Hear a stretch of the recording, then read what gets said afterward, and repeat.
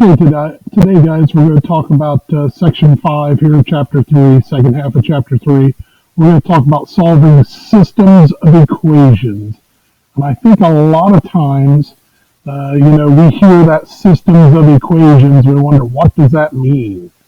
Okay, well, systems of equations just means you have more than one variable and more than one equation. And really, for us, for the most part, we're going to be talking about two variables and two equations, especially with graphing here. So there are three ways to solve systems. The first way is graphing, and that's what we're going to do today. And guys, all you have to do is this. So let's look at my first example. What we're going to do is take this first line here, and we're going to graph it. So we're going to start at the y-intercept.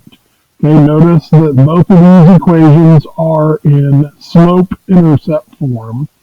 Okay, and remember B is my y-intercept. Okay, and it's the point 0, comma B. Okay, you've done this before, so we're going to go to 0, -3, so 3 down. And then we know our slope here, okay, what's in front of the x when it's solved for y is 2. Well, let's remember slope is defined as rise over run. So for this problem, we're going to, I like to write the slope as a fraction, so it's rise 2, run 1. So we're going to rise 2, run 1. Now, I actually like to do more than one slope. I like to do several. So let's do from this point, let's go up another 2 and run 1. And in fact, from this point, let's go down 2 to the left 1, because that would also be a positive slope. Going -2 over -1 would be the same. And I do that for a specific purpose here, and you'll see it as we go. It definitely helps me draw this line. So that's the next thing I'm going to do, is I'm going to go ahead and just draw this line here. I'm going to try this again, and you guys probably ought to grab a ruler when you do these. This is kind of hard to do on here. That looks pretty good. So there's the line, y equals 2x minus 3. Now, sometimes we graph this line and maybe don't understand what that means. What that means is that every point on this line is a solution to this equation. Y equals 2x minus 3. If I pick a point way up here, if I put that point into this equation, it would be a true equation. Okay, so let's go ahead and graph the next one, which is y equals -x plus 3. So in this case, my y-intercept is 3, so I'm going to go up 3, 1, 2, 3. And in this case, my slope is -1, and I'm going to write that as a -1 over 1. So that means I'm going to rise -1, and I'm going to run a positive 1. Which means I'm going to go down 1 to the right 1. And I'm going to do it again, down 1, right 1. Or I could go up 1, left 1. That would be a positive 1 over a -1, which is the same as a negative slope. Okay, and then I'm going to go ahead and I'm going to draw that line. Okay, this one we'll do in green. And maybe you kind of saw here why I did multiple slopes, because if you do enough multiple slopes here and make enough points on this line, you will find that point of intersection. And that is my solution here, guys. A lot of times we want to stop right here, but we're not done yet. This is the only point that makes both of those equations true. Okay, and that point is let's see, it'd be 2, 1. Okay, so this is my solution. So 2, 1. And if I wanted to check that, it'd be pretty easy to do that. Just put, just put 1 in for y, put a 2 in for x. Here's the top equation when I do that. 2 times 2 is 4. 4 minus 3 definitely equals 1. Okay.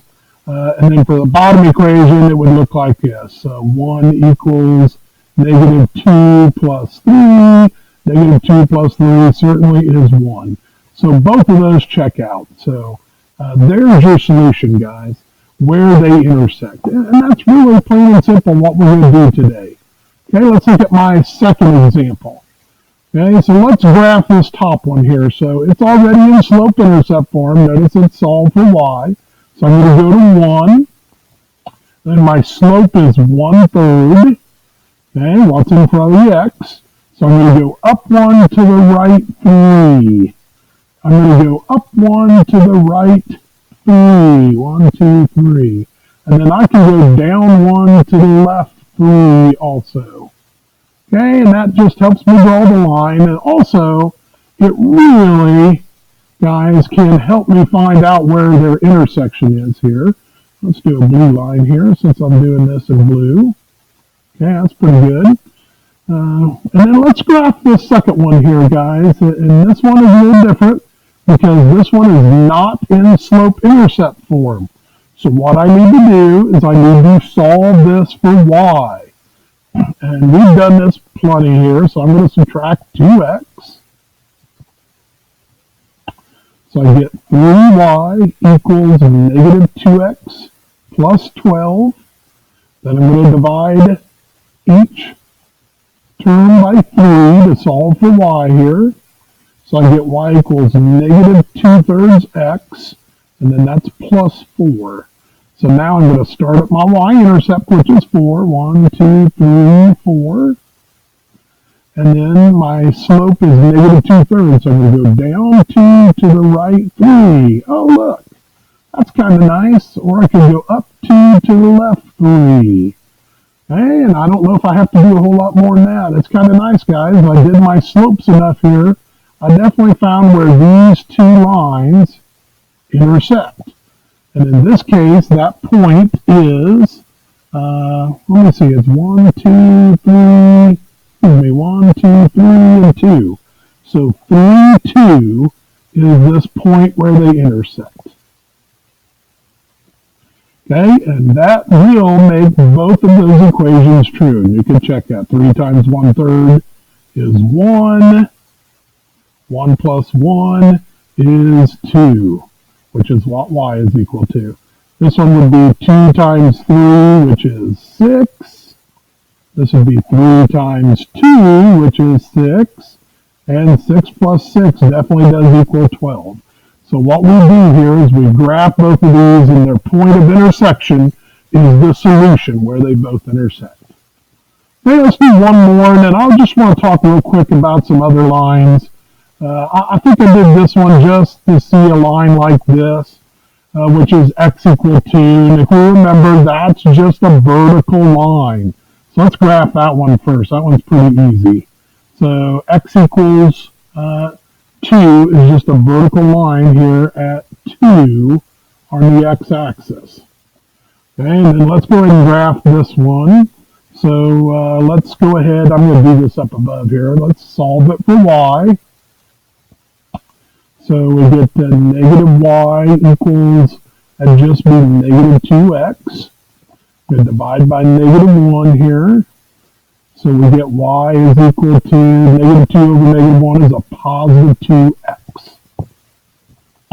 Okay, this one, some people get confused because there's nothing out here.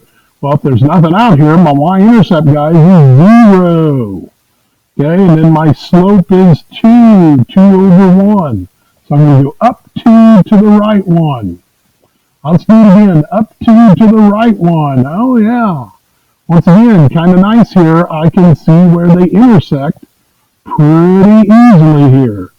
So, in this case, my answer is, let's get back to my marker here. So, I definitely know x is 2. Then my y is what? 1, 2, 3, 4 up. So 2, 4. Okay, and I think if you check this, you would be good. Okay, guys, a couple of other things that'll happen to you.